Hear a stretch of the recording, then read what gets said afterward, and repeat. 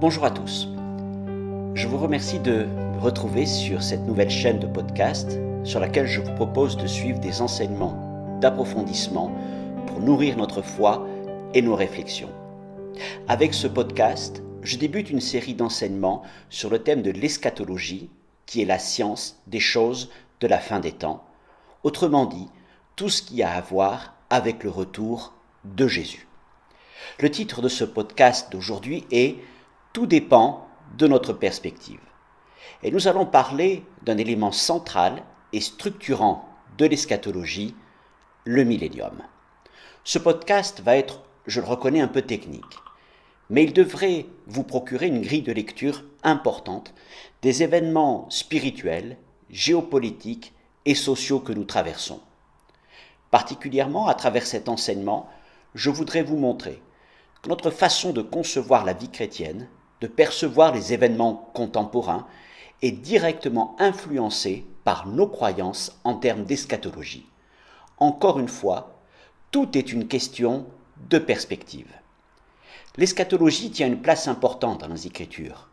Pensez à des livres comme ceux de Daniel, de Zacharie, le sermon sur le mont des Oliviers de Jésus, Marc chapitre 13, des enseignements de Paul sur la résurrection dans 1 Corinthiens 15, sur le retour de Jésus, l'enlèvement des saints dans 1 Thessaloniciens 4, et bien sûr, le livre de l'Apocalypse.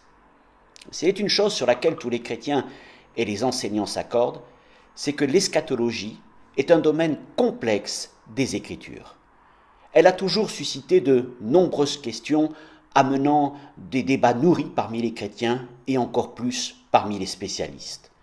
Je citerai parmi d'autres la place d'Israël, l'enlèvement de l'Église, l'accomplissement des prophéties, la tribulation. Pour autant, l'eschatologie ne doit pas être abandonnée à quelques spécialistes férus de ces questions, car il nous faut comprendre que beaucoup d'enseignements chrétiens, parfois très populaires, et même des courants entiers d'Église, sans faire référence explicitement à leur position eschatologique, en sont tout entiers pétris. Il nous faut en être conscients, afin de regarder un regard critique vis-à-vis de ce qu'on peut entendre ou lire. De plus, notre perception de beaucoup des questions géopolitiques contemporaines est largement influencée par notre compréhension des choses de la fin des temps.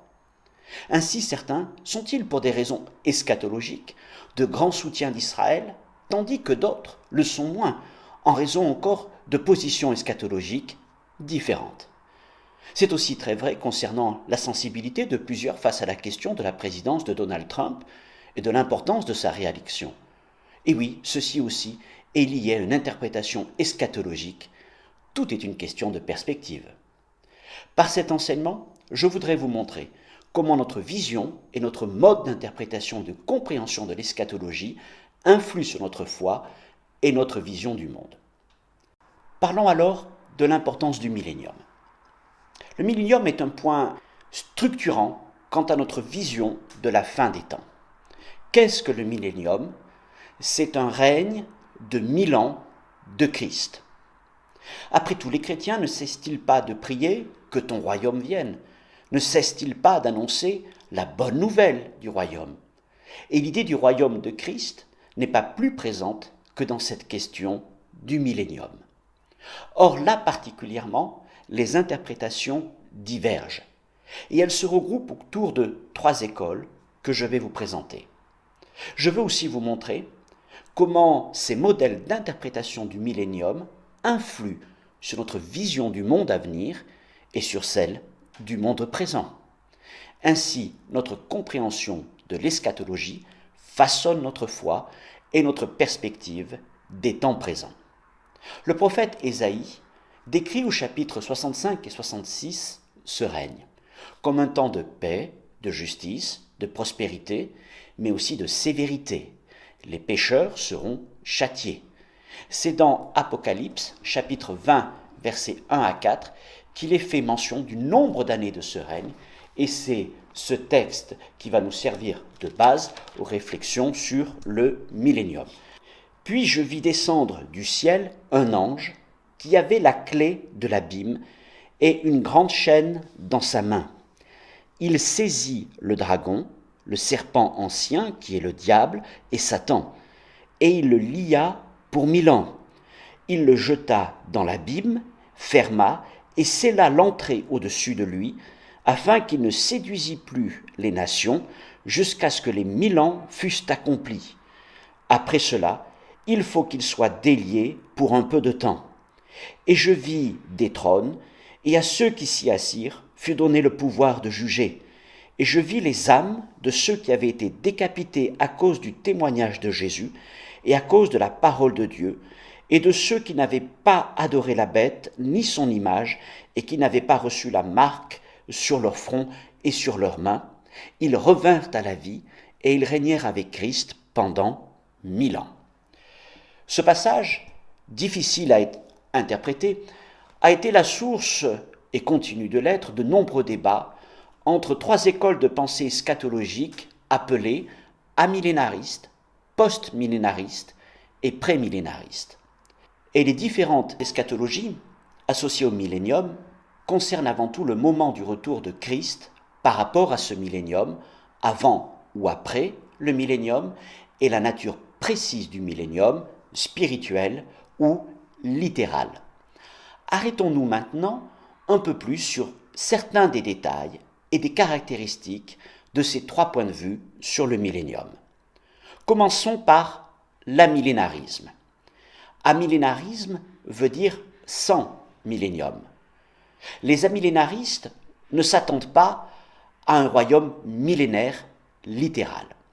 Ils croient que Christ, étant d'ores et déjà assis sur le trône de Dieu, nous vivons spirituellement déjà dans le royaume millénaire, caractérisé par des temps de victoire et de souffrance pour l'Évangile. Ils estiment aussi que depuis la victoire de Christ à la croix, et jusqu'à un temps précédent de peu son retour, Satan est lié. On parle de la ligature de Satan.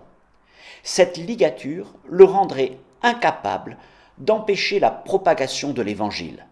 Cependant, il ne serait pas totalement impuissant à persécuter l'Église. Juste avant la fin, il sera à nouveau permis à Satan de tromper les nations et la persécution augmentera de façon spectaculaire.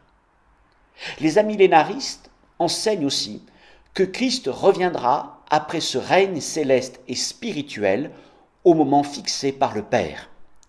Selon eux, les chrétiens attendent donc le retour visible et corporel de Christ qui mettra fin à toutes leurs souffrances.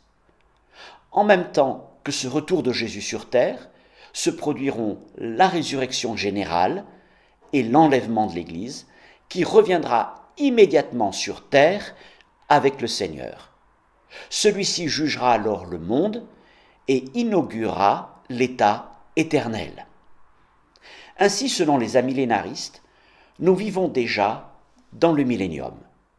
Puis, au moment fixé par Dieu, Jésus revient chercher son Église pour l'amener dans l'éternité. Un autre point clé de l'amillénarisme est la compréhension des prophéties de l'Ancien Testament, et notamment celles concernant Israël. Les amillénaristes soutiennent que les promesses faites à Israël dans l'Ancien Testament sont accomplies en Jésus-Christ et son Église au cours de l'âge actuel. Puisque ces promesses sont accomplies, aucune réalisation future n'est nécessaire.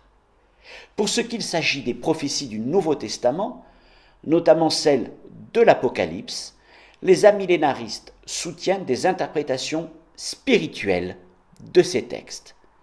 Ils pensent donc que les prophéties inaccomplies sont pour la plupart, voire toutes, écrites en langage symbolique, figuré et spirituel.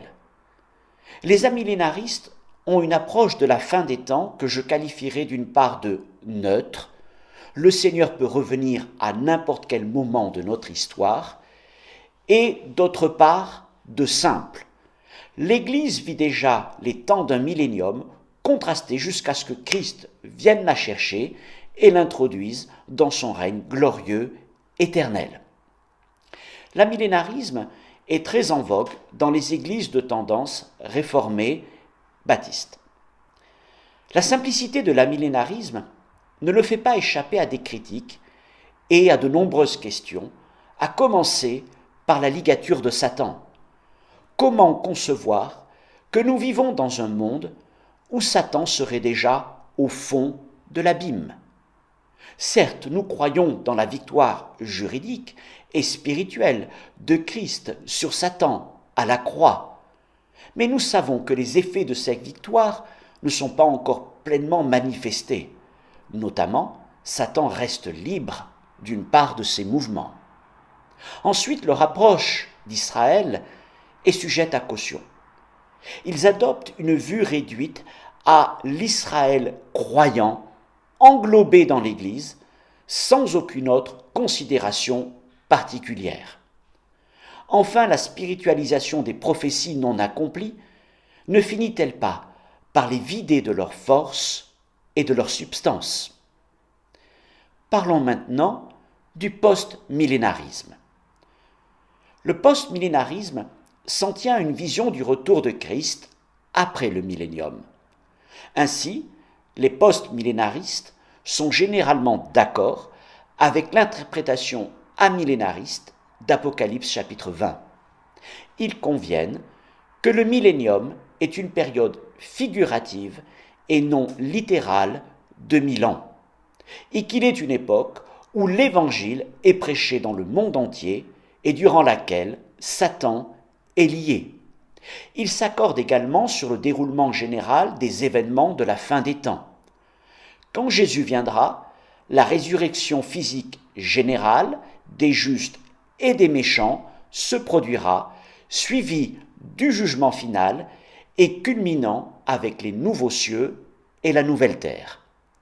Ce qui distingue le post-millénarisme de l'amillénarisme n'est pas le moment de la seconde venue de Christ par rapport au millénium, mais la nature même du millénium.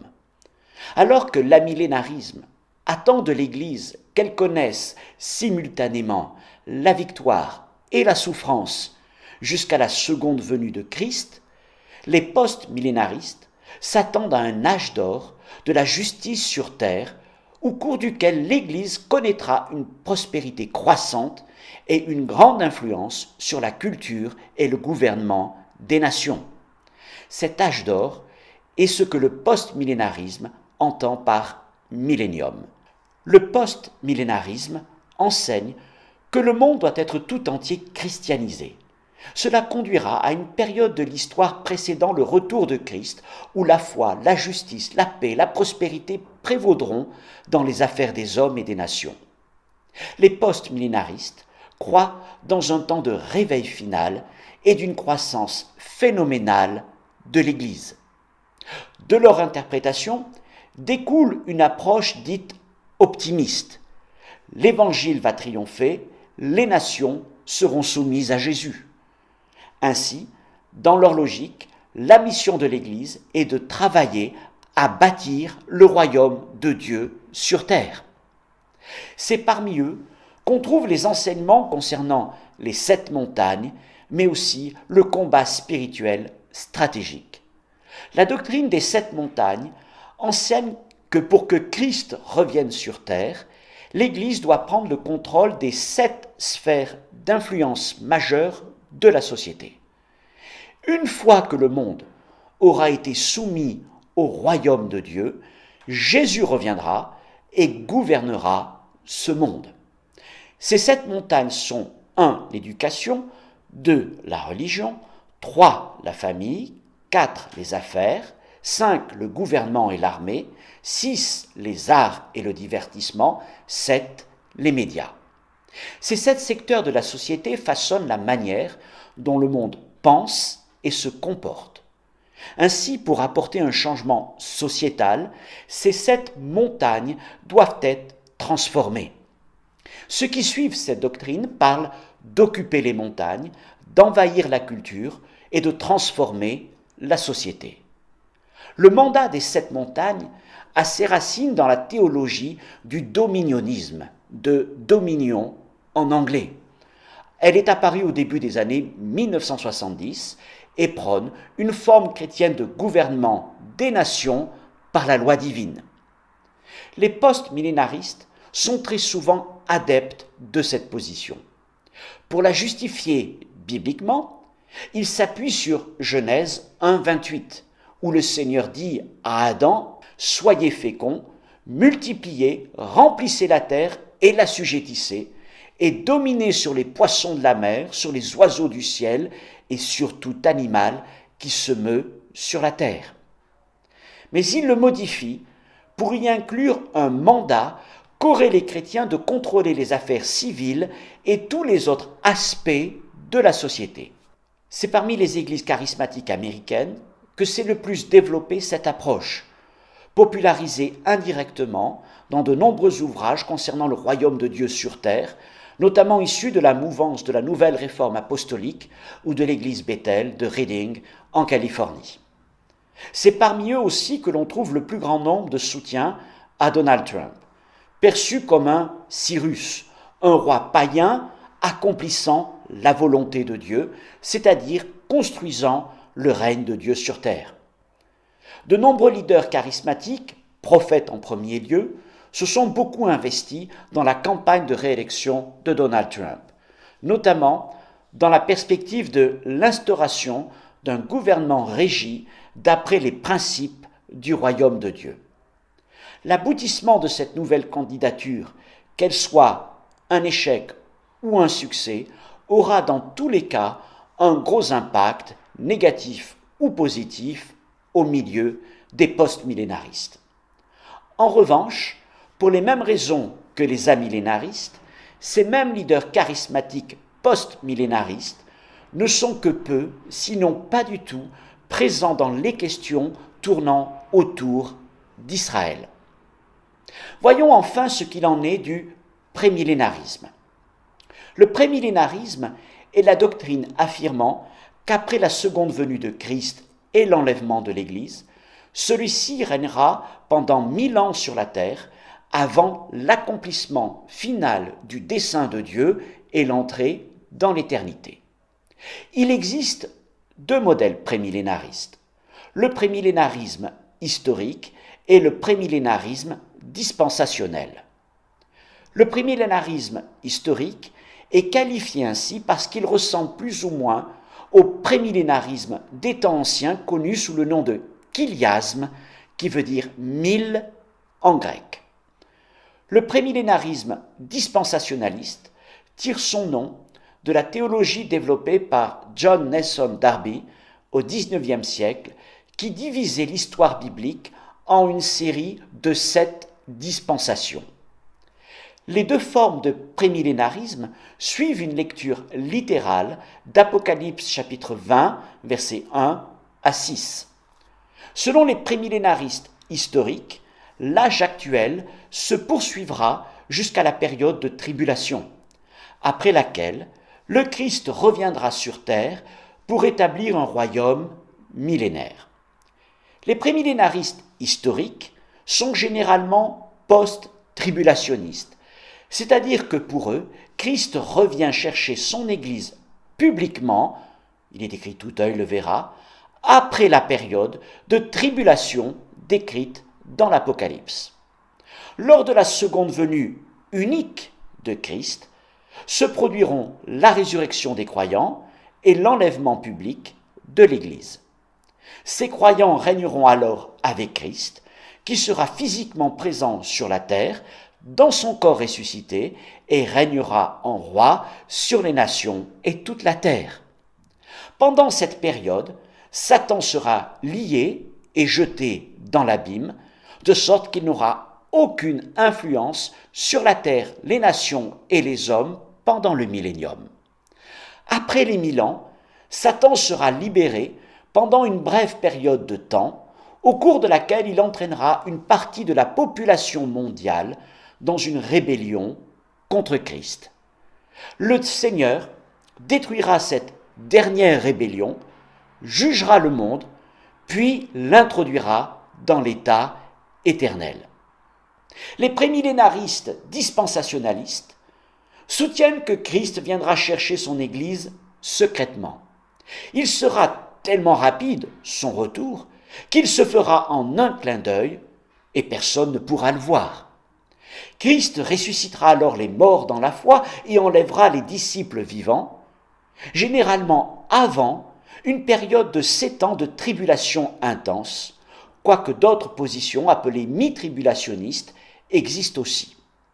Après cette période d'accomplissement de la colère divine, Jésus reviendra avec son Église pour régner sur les nations de la terre depuis une ville sainte, c'est-à-dire la Nouvelle Jérusalem, pendant 1000 ans.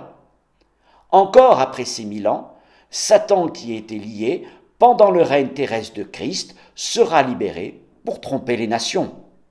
Il rassemblera une armée, s'engagera dans une bataille contre les seigneurs, et elle se terminera par le jugement des méchants et de Satan, et par l'entrée dans l'éternité des justes. Ce modèle est certainement le plus complexe et aussi le plus littéral. Les enseignants prémillénaristes ont mis en évidence près d'une douzaine de phases. Je les cite: l'enlèvement de l'Église, la montée d'un seul antéchrist, une tribulation de 7 ans, la seconde venue du Christ, la bataille d'Armageddon, le jugement de l'antéchrist et la ligature de Satan, la résurrection des morts, l'établissement d'un règne de paix de 1000 ans, le millénium, la libération de Satan et une dernière rébellion, le jugement final et le commencement du nouveau ciel et de la nouvelle terre, c'est-à-dire l'état éternel. Ce modèle est parfois qualifié de pessimiste, dans le sens où il s'attend au retour de Jésus dans des temps fâcheux, sans exclure un travail d'évangélisation constant. En conséquence, les prémillénaristes ne partagent pas l'approche dominionniste des post-millénaristes. Ils s'impliquent, du coup, moins directement dans les affaires de la cité. Ils retiennent plutôt cette parole de Jésus, Matthieu 5, 13, 14, « Vous êtes le sel de la terre, vous êtes la lumière du monde ». Plutôt donc que de dominer, les prémillénaristes parlent d'influence de l'Église par l'Évangile. Ils sont convaincus que le monde ne peut être changé tant que le cœur de l'homme ne l'est pas. Aucun gouvernement chrétien ne pourra accomplir cette mission. Seule la prédication de l'Évangile a ce pouvoir. Les prémillénaristes sont attachés à la grande commission, cette parole que Jésus a laissée à ses disciples avant de repartir auprès du Père.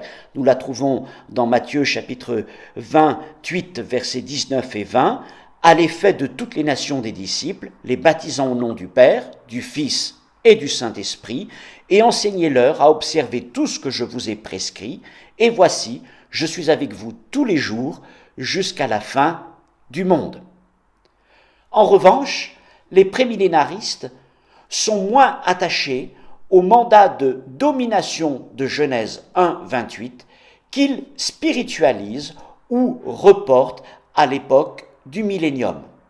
Ils ne cherchent donc pas à bâtir le royaume de Dieu, mais à œuvrer, c'est-à-dire évangéliser pour hâter la venue du roi avec son royaume. Le prémillénarisme dispensationaliste est le modèle adopté par la plupart des églises pentecôtistes classiques, à commencer par les Assemblées de Dieu. Aux États-Unis, en ce qui concerne Donald Trump, les prémillénaristes ont globalement adopté une position de soutien. Toutefois, ils ne voient pas Trump comme un Cyrus serviteur de Dieu, mais comme un rempart face à la montée de l'iniquité. Sa non-réélection ne serait pas un échec d'un projet plus vaste, mais l'annonce d'un temps plus difficile pour les églises. En revanche, c'est parmi eux que l'on trouve les soutiens les plus fervents d'Israël. Cela est consistant, encore une fois, avec leur modèle eschatologique, enseignant une restauration d'Israël nationalement et spirituellement, et lui accordant une place majeure dans la période de la tribulation et du millénium. Pour les prémillénaristes dispensationalistes, toutes les prophéties concernant Israël doivent s'accomplir littéralement à partir du moment où l'Église est enlevée et jusque dans le millénium. Les prémillénaristes historiques, post-tribulationnistes, quant à eux, ne voient aucune distinction théologique radicale entre Israël et l'Église. Ils croient que l'Église est dorénavant bénéficiaire des promesses d'Israël et, en tant que telle, le millénaire sera pour l'Église et non pour Israël. En conclusion, nous avons donc considéré la question du millénium et nous avons vu qu'elle est avant tout un débat interne aux chrétiens. Et elle exige une étude approfondie et humble de textes bibliques et de leurs interprétations.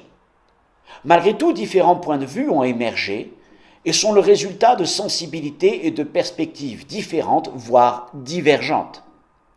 Un texte comme Apocalypse 20, versets 1 à 4, suscite de nombreuses questions. Comment interpréter le langage de l'Apocalypse? Faut-il prendre les nombres au sens propre ou au sens figuré?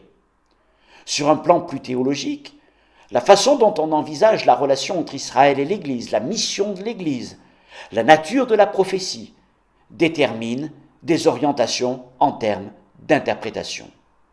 Apprenons donc à replacer nos lectures, les enseignements que l'on reçoit, la manière dont nous sont présentés les événements géopolitiques dans une perspective eschatologique et millénariste. Réalisons que même si nous sommes chrétiens évangéliques, nous n'avons pas tous les mêmes grilles de lecture et d'analyse eschatologique. Alors vous me direz, mais comment vous situez-vous vous-même? À la lumière de toutes les Écritures sur le sujet, j'estime que le point de vue le plus cohérent avec une interprétation littérale de la Bible est le prémillénarisme dispensationel, même si je peux être en question quant à un enlèvement pré-tribulationniste strict de 7 ans. Je crois donc dans un retour de Jésus précédant le millénium. Je crois dans un millénium littéral. Je crois que Jésus règnera sur terre pendant 1000 ans à travers Israël, depuis la Nouvelle Jérusalem, avec les saints glorifiés, l'Église épouse à ses côtés. Je crois que la mission de l'Église est celle de Matthieu 28, 18, 20. Je crois que notre travail consiste à bâtir l'Église et non le royaume. Je crois que l'Église doit être le sel et la lumière de ce monde, une source d'influence et d'inspiration, mais que nous ne sommes pas appelés à gouverner ou dominer le monde, ce sera la prérogative de Christ. Je crois dans le retour imminent de Jésus, dans des temps difficiles. Pourtant, jusqu'au bout, je continuerai à enseigner les Écritures et prêcher la parole avec sa grâce. Mon dernier conseil est d'aller voir la Bible elle-même. Et la meilleure façon d'interpréter la parole de Dieu est de voir ce qu'elle a à dire sur elle-même. Et si en dernière analyse, vous êtes encore indécis, ne craignez pas, car le salut n'est pas construit ou brisé sur Apocalypse chapitre 20, versets 1 à 4, et la question du millénium, même si elle est intéressante, mais sur la personne de Jésus-Christ. Que Dieu vous encourage et à un prochain podcast. Au revoir.